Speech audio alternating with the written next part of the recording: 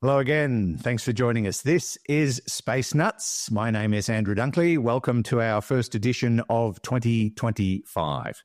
Coming up, oh boy, it is jam-packed. We've got a lot of catching up to do, some really interesting things. This might be one of the biggest stories of the year already, a new paper suggesting the universe has no dark matter and isn't expanding like we think. So that'll tip the whole thing upside down. We're also going to look at a comet that is in our skies at the moment, Comet C 2024 G3 Atlas. So we'll talk about that. And don't be a Charon, kiss and tell. What's that mean? We'll tell you shortly on this edition of Space Nuts. 15 seconds. Guidance is internal. 10, 9. Ignition sequence start. Space Nuts. 5, 4, 3, 2. 1, 2, 3, 4, 5, 5, 4, 3, 2, 1. Space Nuts. Astronauts report it feels good. And it feels real good to be back in the chair with Professor Fred Watson, astronomer at large. Hello, Fred. Hello, Andrew. How are you doing? I'm doing well. It's good to be back. We had a nice break. Just very quickly, Judy and I went to India, Sri Lanka, Thailand, Malaysia, Singapore, and then back home. And then we had to go to a wedding on New Year's Day, believe it or not, down in the snowy mountains. So we've had a very eventful break. What about you? Yes, I had an eventful break as well, because 7 members of my UK family descended on us. Not all of them stayed with us, but most of them did, because I had a significant birthday in December, and so they all came to help me celebrate. Yeah, 800's a real milestone. Absolutely. It does begin with an E, but it's not 800, and it's not 8 either. 18? That's it. It's nearer to that. Yeah. I just can't imagine being stuck in a room with that many POMs all at once. But anyway, they started fighting among themselves as usual.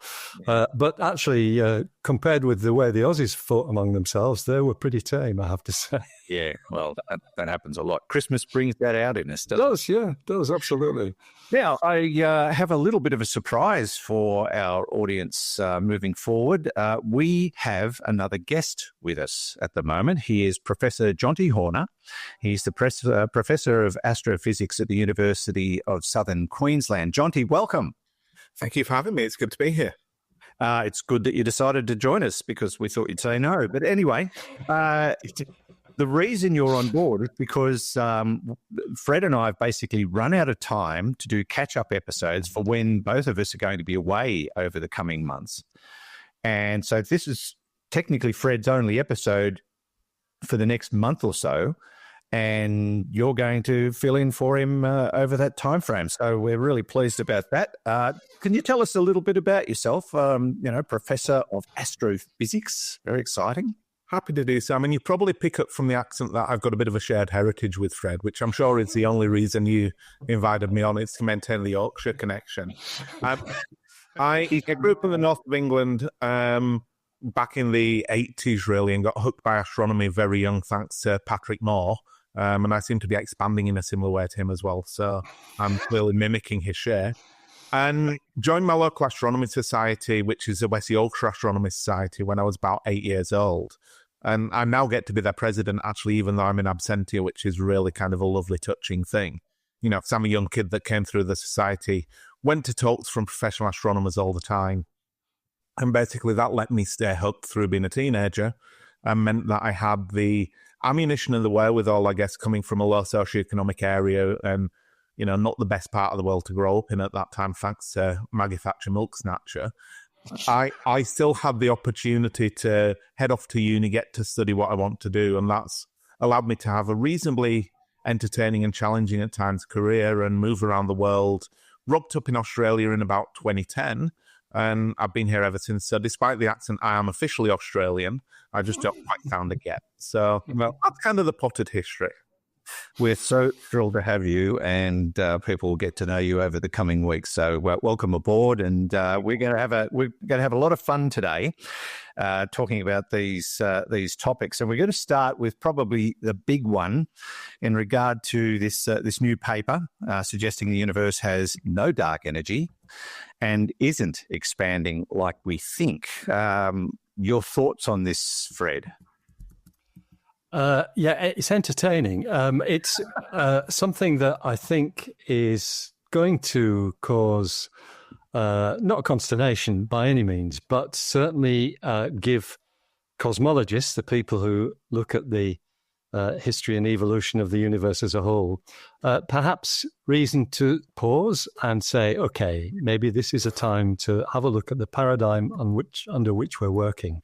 And in fact, the research that we're talking about, which has been done by a group, actually all of them are at the University of Canterbury in New Zealand. So it's the Kiwis who've stolen a march on us with this. Their paper in Monthly Notices of the Royal Astronomical Society is entitled Supernovae Evidence for Foundational Change to Cosmological Models.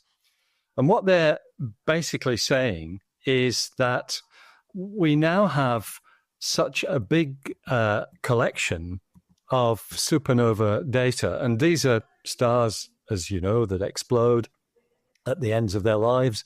They explode with a specific brightness. This is the trick to it. They become standard candles because they all reach the same peak brightness. And that allows them to give us a direct measurement of the geometry of the universe, basically their distance.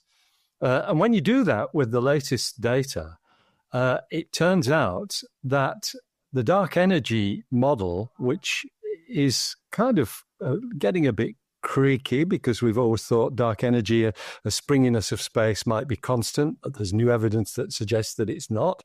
But that model might really need to be taken apart for a rethink. And the rethink that they're proposing is a model that is being called, I've got the word timeshare in my mind, but it's actually timescape, which suggests that the reason why we think we see dark energy, and remember that was discovered back in 1998, the reason why we think we see dark energy is that the universe is far from homogeneous. It's not the same in all directions. It's got thick bits and thin bits in terms of the amount of matter that it contains.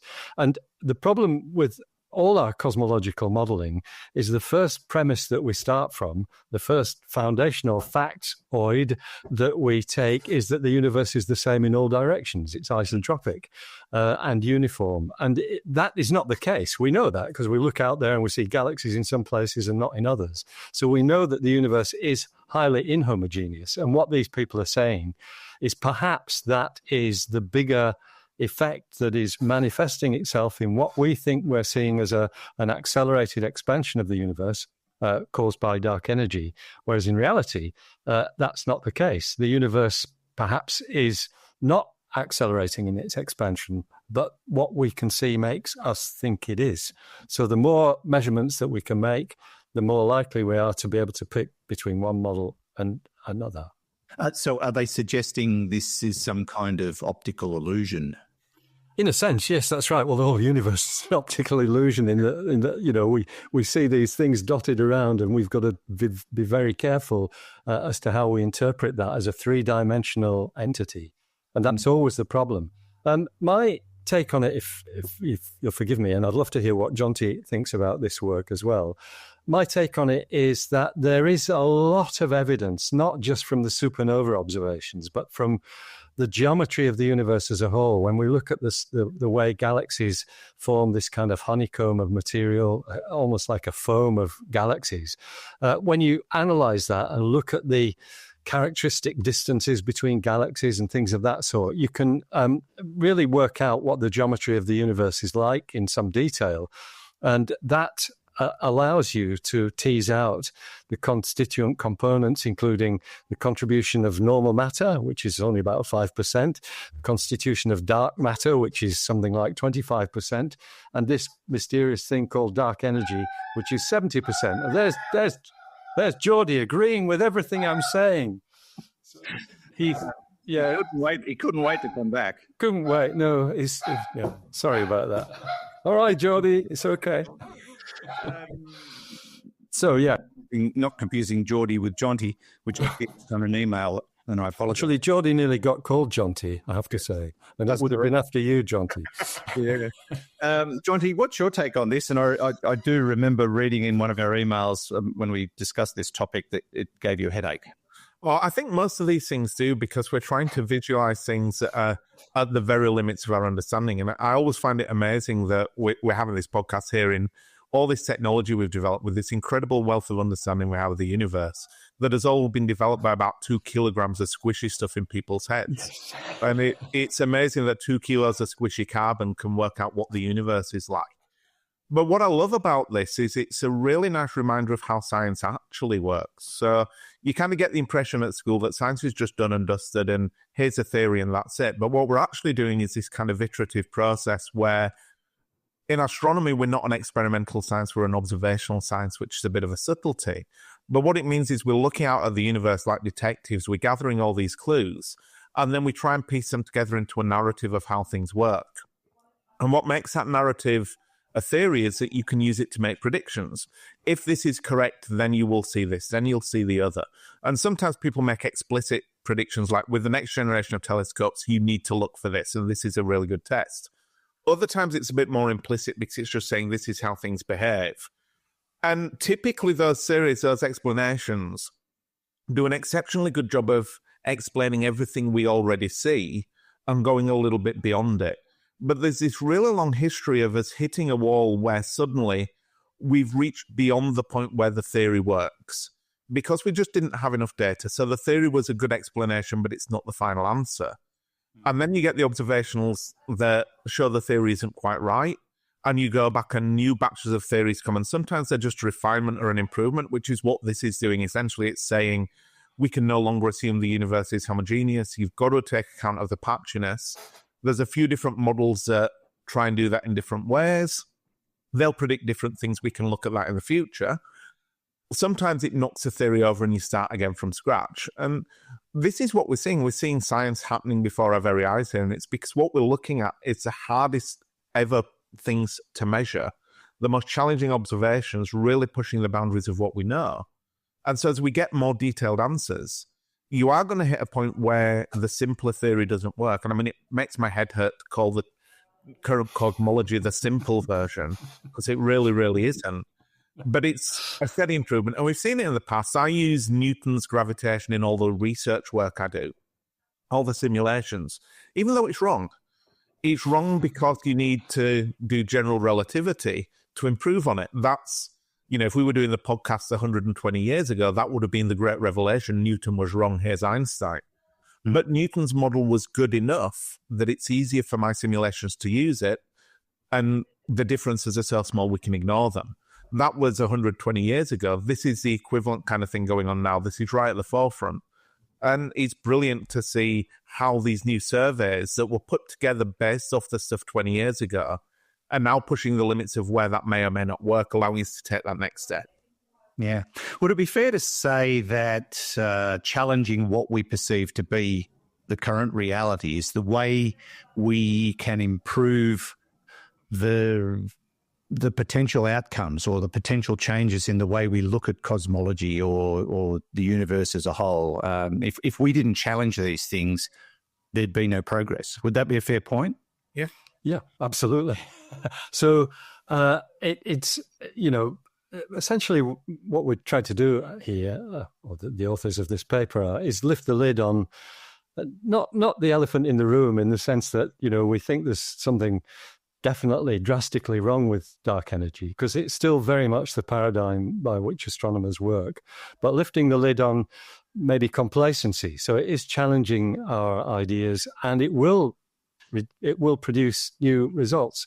It may even produce a paper that says, no way, the dark energy model fits the data better than the timescape model, especially when there is new data. And actually, those data already exist. It's just that they haven't been fed into the mix yet. So there might be challenges to the new model, not very far down the track. I kind of hope, though, that this sort of thing actually starts to gain a little bit of traction, and that we might see some glimmer of hope in understanding what we have hitherto thought of as dark energy, because it's been one of the biggest puzzles faced by astrophysicists. Yes. And that's kind of what this whole paper is doing, actually. So the idea behind this is 2 or 3 different models were proposed in the last 10 or 15 years. And what this paper is doing is saying, now we have all this observational data. we've got enough data to compare the models and run a statistical test to see which fits better, essentially. And they find that the timescape one fits a little bit better for this sample than dark energy, but not enough to be definitive yet. And what's interesting is there's this fantastic thing called the Dark Energy Survey, which I think Tamara Davis down at UQ has led, but it's this incredible global project that I know about because of the spin-offs in solar system astronomy that I've heard about, which is an even bigger data set. And I suspect the next step with this is to say, look, the tests with the data set we use here show that this is a worthwhile test to do. Now let's use an even bigger data set. So I could easily see you talking about this again in 12 months' time, saying, remember that team that said Timescape was interesting? They've got a new one out. It's a sequel, and it's really interesting. Yeah, it could be really exciting down the track, and we obviously there's going to be a lot of peer review, or a lot of discussion, a lot of debate. Some will debunk it, some will say, well, actually, they're onto something. We might, who knows where this will lead, but we'll watch with great interest. This is Space Nuts. You can follow up that story on theconversation.com. This is Space Nuts, Andrew Dunkley with Fred and Jonti Horner, and glad to have your company. Okay, we checked all 4 systems and keying with a go. Space Nuts. Right, Jonti, to you, and just before we started, you showed us some fabulous images of this Comet C 2024 G3 Atlas. Is that the right title for it? Like, if I got that right? It is, yeah. And naming conventions for comets are a little bit like barcodes. So you've got 2 parts. The Atlas part is who discovered it, and that's the Atlas survey. The rest of it is a unique identifier that tells you when it was found. So the C tells you that this is a comet that is not a periodic comet. It's the first time we've seen it. If it was a periodic comet like Comet Halley, it'd be a P, and it might even have a number before it. And then the 2024 G3 tells you when it was found. So it was discovered in 2024. The letter tells you which fortnight of the year it was found in. So A would be the first fortnight in January, B the second, and so on. And then 3 tells you it was the third object in that fortnight. So nice and straightforward, and it rolls off the tongue. I mean, it's easier than Chuchingshan Atlas, which was last year. Now, this comet was found, and people got moderately excited. Because it was very faint when it was found, which suggests that it might be intrinsically relatively small as an icy object goes. But when they worked out its orbit, they found that it was going to get within 1/10 of the distance between the Earth and the Sun of the Sun. So it's going to get really close to the Sun. And all other things being equal, the closer a cometary nucleus gets to the Sun, the more active it gets, and therefore the more spectacular the comet gets. So that's an indication that this comet could get very, very bright around perihelion, closest to the Sun, which is literally, while we're recording this podcast, it's around now. The reason everybody's been tentative about it is that being quite a small object, small things that get close to the Sun tend not to survive. They tend to fall apart, disintegrate. And so with this thing, people have been far more cautious than I'm used to with comets, actually. I'm used to people hyping them and me having to play the voice of reason. With this one, people have been really cautious because it might not survive. But now that it's at its closest to the Sun, it's going really well, and it is surviving. I mean, that doesn't mean that in 2 days' time it won't disintegrate. So caution there, comets are like cats. They have tails to do whatever they want. But it's looking promising. At the minute, it's nearly as bright as the planet Venus, but you can't see it because it's within 5 degrees of the Sun. That's as we record this. But in the next few days, it's going to start to move away from the Sun in the sky, very low on the western horizon. Apologies to people in the Northern Hemisphere, but this is going to be one which we're going to have a much better view down south, just because of the orientation of the comet's orbit. It's diving very steeply south below the plane of the solar system, so as it moves away from the Sun, it's moving in a southerly direction. What all that means is that Thursday, Friday, Saturday, Sunday, so that's Thursday the 16th of January, through the weekend, maybe into next week, there is a chance we could have a reasonably bright comet very low on the western horizon after sunset, probably a little bit brighter than Comet Chuchingshan Atlas was, but a little bit harder to see. It's a bit more lost in the sun's glare, fading day by day as it gets higher above the horizon. So on Thursday, for me here in Toowoomba in southeast Queensland, it'll set about 45 minutes after the sun. On Friday, it'll set about an hour after the sun. On Saturday, about an hour and a quarter. So you get this feel it's moving away from the sun. Low on the western horizon. I'm going to get out there and try and photograph it. And there are actually people getting photos of it in broad daylight at the minute. But the caveat there is, don't do that unless you really know what you're doing, because it's a very good way of damaging your camera, your eyesight, and your wallet, essentially. It could be very, very good. They've described this as a once in 160,000 year comet. I also believe it's of Oort cloud origin. I mean, what does that mean, basically?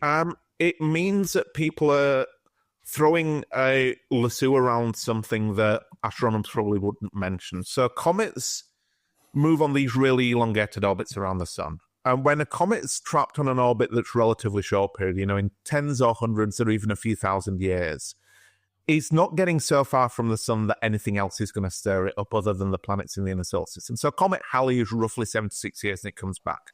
When you get to orbital periods of around 100,000 years or so, or even more than that, you're getting far enough from the sun that you get perturbed by passing stars, by the tidal effects of the galaxy, stuff like that.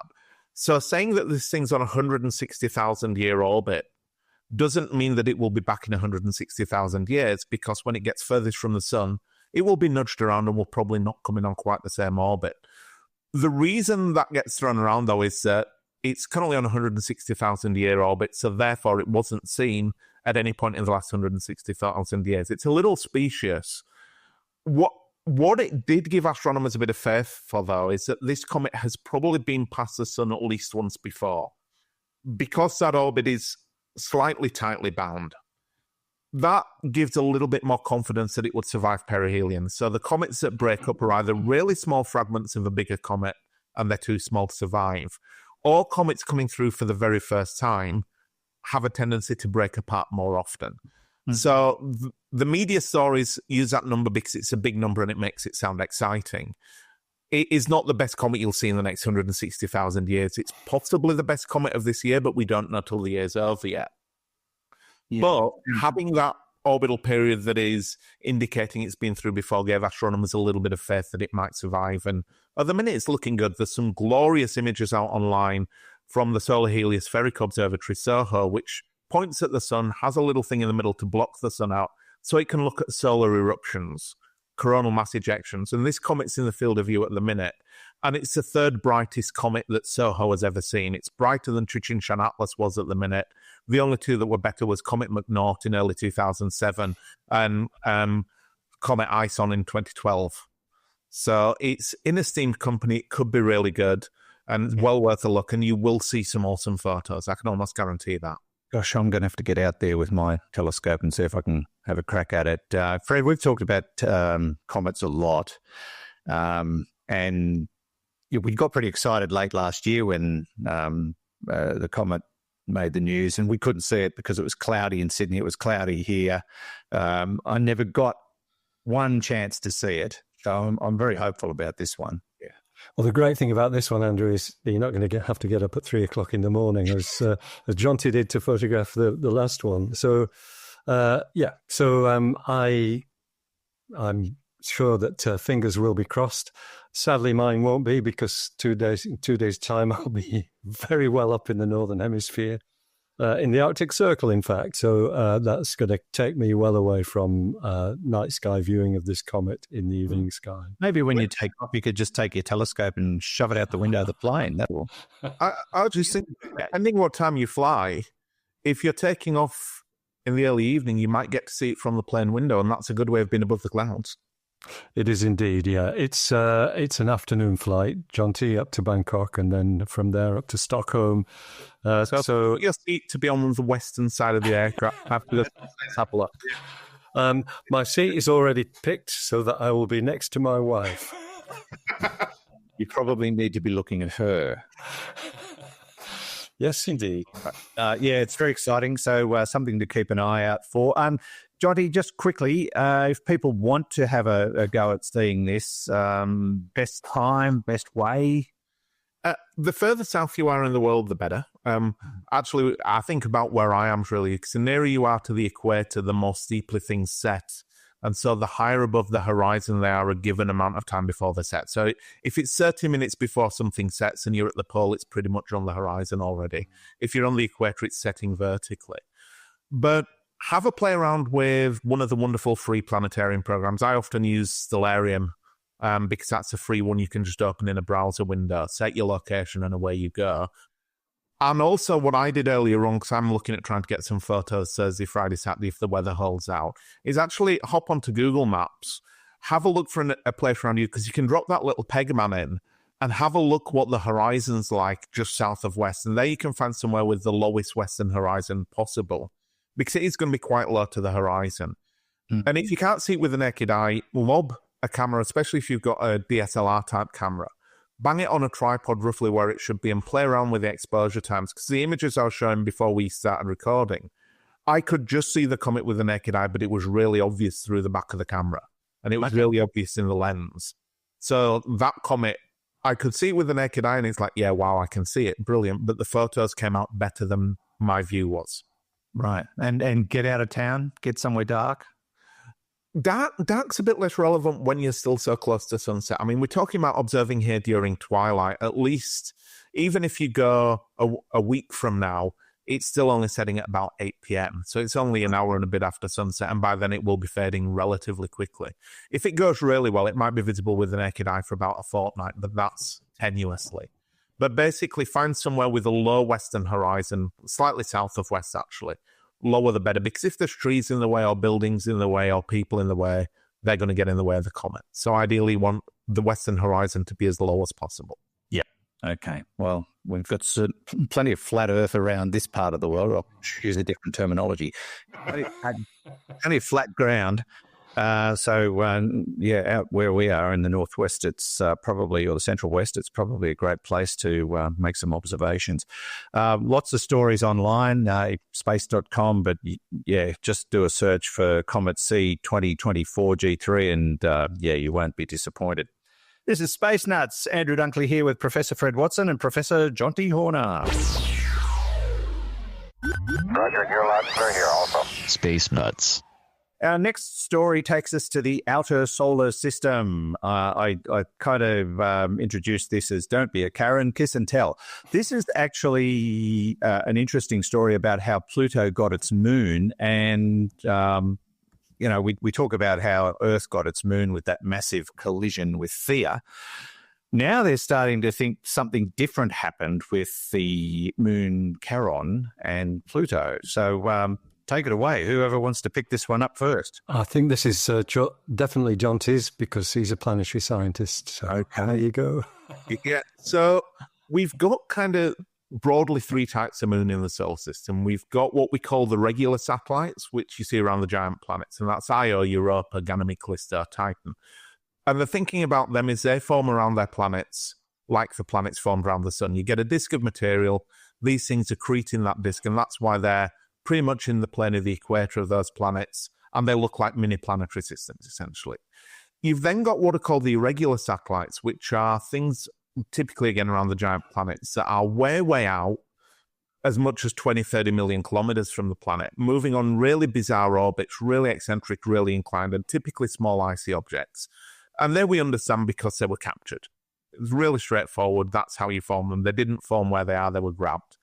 Then you've got the oddities, which are the things that don't fit either of those models. And they're the moon, they're Neptune's moon Triton, and a number of the satellite systems around smaller objects, Pluto and Charon being kind of the really prime, obvious example. And those ones didn't form in either of the two kind of standard ways. They have to be formed somewhere different. And it seems to be that collisions are part of that story. And the real key point here is that for the Earth and the Moon, for Pluto and Charon, the mass of the Moon compared to the mass of the planet is really, really, really big. So for the regular satellites, add all their mass together and it's still less than 1/10,000th of the mass of their planet. The irregular satellites are even less, but the Moon is an 81st of the mass of the Earth. Charon is a 1/6 of the mass of Pluto. And that just doesn't work with a disk. That doesn't make sense. Equally, capturing them gravitationally doesn't work. So you need the dissipative force. You need something to slow them down. Otherwise, they just fly by, get perturbed, and escape again. You need something to put the brakes on. Added to that, you've got the similarities and the differences between the Moon and the object that hosts it. And we knew this since the Apollo astronauts brought samples back. Our Moon is almost identical in composition to the Earth, but it's lacking in heavy elements like iron and nickel, and it's overly rich in the light stuff that makes up the Earth's crust. And that led people in the 80s to come up with the big smash idea that the Earth was in a collision with something, and this was after it was differentiated. So all the heavy stuff was in the middle, all the light stuff was in the crust, and that splashed off and formed the moon. And so you get a moon that is formed from the same material as the Earth. It's really big, but doesn't have all the iron and nickel. Then when it comes to Pluto, you've got a very similar looking system. You've got a very big moon compared to the planet, really close in, so it doesn't look like a capture scenario. And that led to a lot of models through the 90s coming out with the story that Pluto and Charon, and also the little moons, Nix and Hydra, Kerberos and Styx, they formed in a giant collision just the same as our moon formed around the Earth. There was a big splash, and you get this satellite system with one big one and a few little bits. And that works really well. That is a perfectly valid explanation, but the new model is slightly different, and it only really works because when you're that far from the sun, the speeds are lower. So that means you can get gentler collisions. Everything goes around slower the further you are from the sun. Yep. And so this new modeling has said, let's have a look at whether you need it to be a catastrophic collision. Run a load of simulations, essentially, to see what other scenarios you can get. And they included in this the fact that Pluto and Charon will be physically strong objects. They're not blobs of liquid water. They're solid material that has an inherent strength to it. And they found a set of scenarios within that where you can get a gentle enough collision that Pluto and the thing hitting it that becomes Charon collide and semi-merge, giving you an object a bit like a snowman with a small bulge and a big bulge, but never fully merge. But that collision dissipates energy. You have a collision that like absorbs, and they bounce off each other, but the speed has been slowed down because the collision happened, essentially. You've got cushioning, for want of a better word. That means that Charon doesn't move away from Pluto quickly enough to escape, but instead gets trapped. So you get this collisional capture, and that can set up the system as it looks, and a bit of the debris that goes off would form those other moons. And it seems equally valid to the more catastrophic collision version. But what I really like about it is there's a very clear prediction you can make from this, which is that if you have the catastrophic collision type model like the Earth and Moon, then Pluto and Charon will essentially be made of the same stuff. They'll be compositionally identical, maybe with a little bit of a difference because of the differentiation of Pluto. You might get Charon being a little bit underdense and Pluto being denser. With this model, you've got two discrete objects that formed separately and remained fairly discrete. They remained separate objects with a little bit of mixing, which means that if there were any compositional differences when they formed, they should still have them. Now, we can't test this at the minute because we need to go there and land on them and drill them and do samples. Yes. But it's another of those examples. We talked about it with the cosmology earlier on, where theories make predictions that allow you to test them and rule between them. And the big test of this, compared to the other model, is the compositions, is the densities, is stuff that we can, in theory, in the future, check. And it's really important because one of the big problems with our understanding of the objects beyond Neptune, the trans-Neptunian objects, of which Pluto is just one of the biggest, is that there's actually quite a few of these binaries that have very similar masses out there. So this might not be an isolated event. And the better we can understand those mechanics, the better a handle we have on planet formation, moon formation, and also these smaller objects. So it's really fascinating. And for me, it's one that is setting up future investigations, probably sets the scene for New Horizons Mark II in 20 years, 30 years' time when the technology is a bit better, where we can actually go there and put a lander down and do some sampling and actually test this. Exciting, yeah. It was more of a scrape rather than a crash, similar to the way my wife parks a car. But this was really quick. When you talk about the age of the solar system, the age of the universe, with millions, billions of years, this was a really quick encounter. It's like 10 to 15 hours of contact, and then they were apart again. That's why they're calling it a kiss, I suppose. It is. And I mean, that timescale sounds surprisingly short, but in the scheme of an impact, that's actually surprisingly long. Because if you think about the collision between the Earth and the Moon, if the Moon's coming in, if Theia's coming in at the slowest possible speed you can come in and hit the Earth without being gravitationally bound, it's traveling at 10 kilometers a second. The Earth is 12,000 kilometers across. So that's 1,200 seconds for the moon, for Theia to go from one side of the Earth to the other. 12,000 seconds is what, 200 minutes. Three and a bit hours. Yeah. Pluto is much smaller than the Earth. So 10 hours here is indicative of that slower speed. Because the only way you can stay in contact for 10 hours is to be moving much slower, and you just couldn't do that speed in the inner solar system. So it's a long speed for a collision, but it's a short time in terms of the edge of the solar system. That's fascinating. Yeah. Any thoughts, Fred?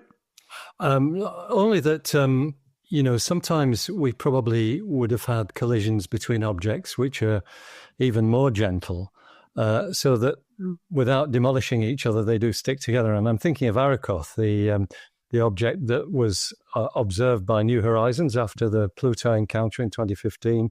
Arakoth is not actually two blobs, it's two pancakes stuck together edgewise. And so maybe that was a kiss that turned into a rather longer embrace, because it's clearly still like that. And there's quite a few examples of that through the solar system. Yes. Itokawa, another one which the Japanese sent Hayabusa to. That's thought to be what's called a contact binary. There's quite a few of them around where things have spiraled in, but they've done it so gently that they just balance against each other.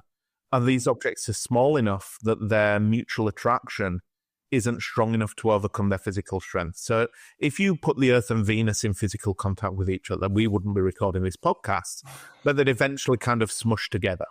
Yeah. But if they're small enough, the physical strength's enough to resist that, and you get these contact binaries. Fascinating. All right. If you'd like to read about that story, you can also find that on space.com. We're just about finished, but we probably have enough time to just go very quickly over what will be the best of the best things to see, astronomically speaking, in 2025. Any thoughts? Go for it, Jonti. I'll do this. I'll do the space launches. You do the astronomy. There's a few things that are good to watch, and I always like the things that you can look at without needing specialist equipment.